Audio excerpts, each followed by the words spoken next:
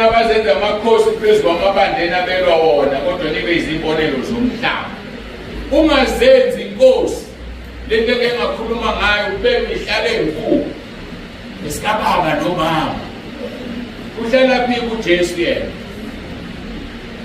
Ungazenzi inkosi phezu kwamabandla.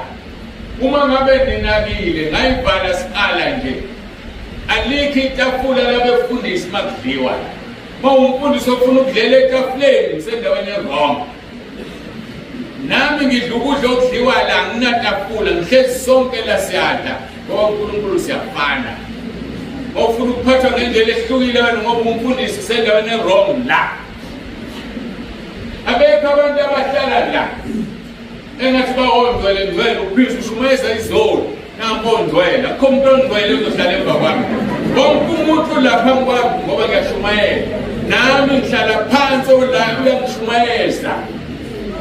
Akho umuntu ozohlala lokho kubazalwane abalalayo ekukhuthuza isibathanda ukuthuselele akayizwa nenkonzo undwele phela yena.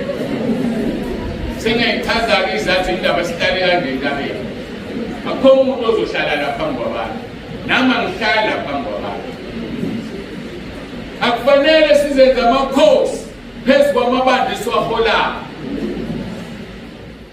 Uyinkosi